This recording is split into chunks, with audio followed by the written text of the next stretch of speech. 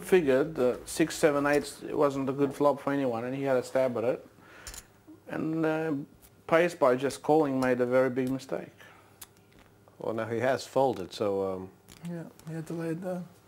So he played it all right. The way he played it was a defensive and a conservative way. Probably in the long run he can't make money with it.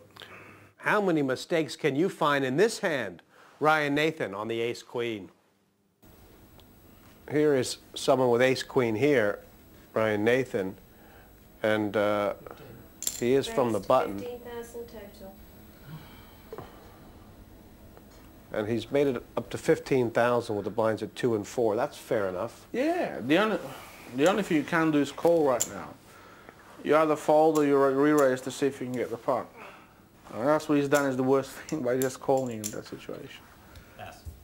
The worst play was to call, and that was the easiest play because you think, you know, you're not putting all your money in. That was the worst play in the deck. Like when you're facing a raise, do you put ace-9 in the same category as ace-queen? I mean, you know, either the guy has got no hand, not a strong hand, or he's got a very strong hand and got you beat?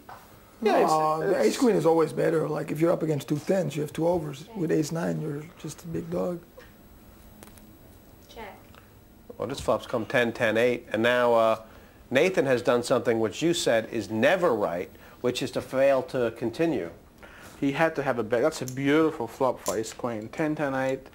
There's no issues there. You've got to have a whack at it. Nathan's checked it. And by checking, he gave up the hand, basically. Would you ever play it like that? Like on that Brian flop, Nathan I would did? bet it. Like if I flop the nuts, I would maybe check it, but you give away the pot if you check because your opponent's going to bet. You know. Diaz underbet the pot significantly now. Oh, he called. Oh, yeah, Diaz but Diaz underbet. underbet. I mean, It seems like both these guys have played it bad. seems that people are very, They very... play very scared. And now Nathan gets a chance to bluff at it. This is a great play, as long as he makes a big enough bet. 18,000. It's too small. It's way too small. But it looks like He doesn't seem to like it. he's beating ace-queen, ace-jack. Pass. Yeah, Nathan. Wow, this hand is aggressive. wacky from many sides. Well, one thing he has done well, I guess, is aggression. I mean, you said much earlier in this series, Tony, and Noah both, that if it comes down to it, you can make a bluff as long as it's big enough. Definitely. And he made a big mistake there, but got out of it. He got out of it by the other player being too weak. Yeah. And the same with the guy with the ace-9. When he showed aggression, he didn't bet enough to find out any information, or? Yeah, I mean, if you had a re-raise before the flop, and you could have moved all in on a flop. And if you're aggressive, you always got more chance to do better than if you're defensive. And Because trying you're playing to against your flops. opponent's weaknesses when you play aggressive. Because whenever they're weak, they're going to fold. And if you just call, they're never going to, they're still in there. I mean, it's a lot of pitfalls to fall into, but it sounds like what you guys are saying. If you want to make it simple, if you're going to raise before the flop, bet big after the flop, and if you keep presenting that to people, That way, they'll fear you, they can lay it down, and you always know where you're at. well, our next example might prove just that. This is that same game we've been watching, and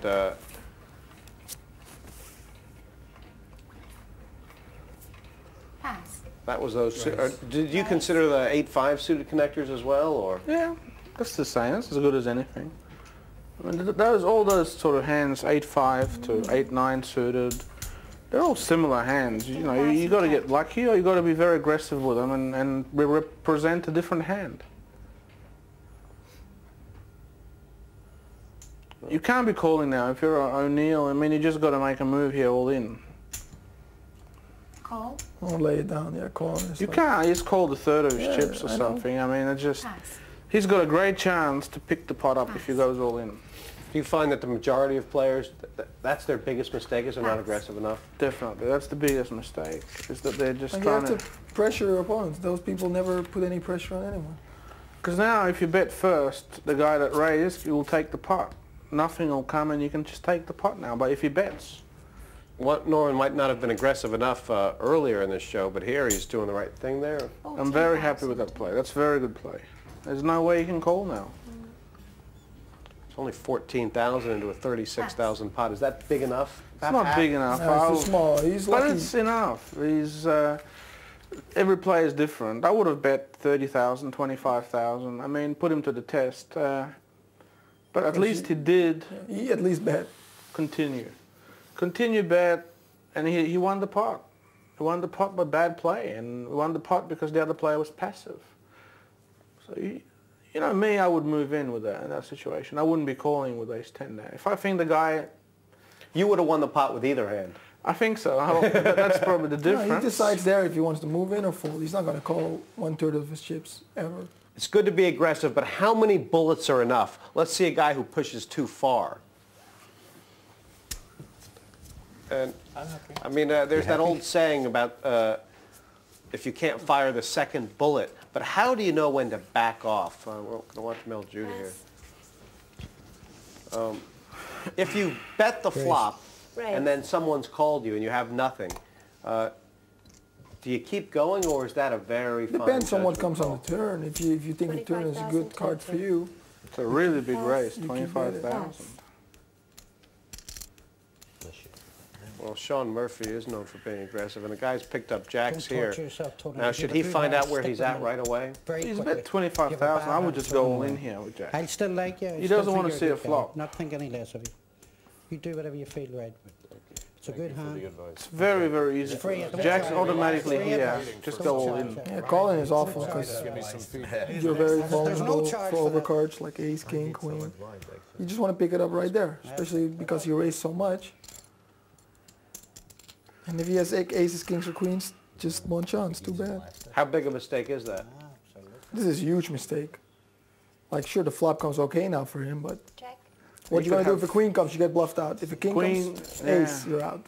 Especially if you know you're up against an unpredictable player. Exactly. And now he's gonna put it in, and if his opponent has aces, the same thing is gonna happen when he would have moved in pre-flop himself. Murphy thinks he's got the best hand here.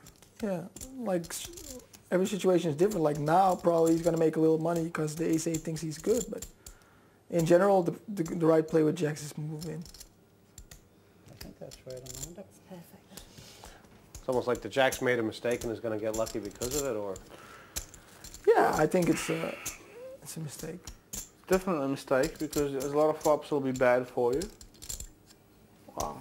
What do you think of the size bet Sean Murphy made? Was that the key to him winning that pot there? Yeah, that's the key to being aggressive. You see what happens. The best hand folds to you.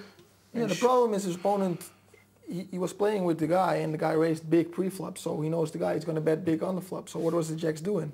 He was just looking for a jack because the flop came perfect for him and he still folded. So that's just bad play. That's just bad play. I mean, that's just the worst play I've ever seen. And what about Sean Murphy? Was he lucky there, or did he do something right? He acted strong, and he He took a thought he chance. had the best hand. Sean Murphy thought he had the winning hand on the flop. And he was lucky he was up against the right opponent who played his hand wrong. Yeah, and the reason why he won the hand is because he thought he had the best hand. It wasn't because he was bluffing on the flop. No, yeah, he won because his opponent played his hand bad. That's Weak. Don't be weak. The big lesson we've got so far, be strong. Be strong. Don't be the weak guy. Well, we learned quite a lot today. With ace-king, you got to raise early to get out the weaker hands. Always make a continuation bet if you raise before the flop. And don't be the weak guy. Be the strong one. A lot of top poker players call ace-king just a big drawing hand. In other words, if you don't hit an ace or king on the flop, you've got nothing but an ace-high, essentially. You know, so ace-king is a good hand. It's one that you play. I might add it's one that I've lost more money on than all the other hands put together. But certainly, you are going to play this hand from any position at the table.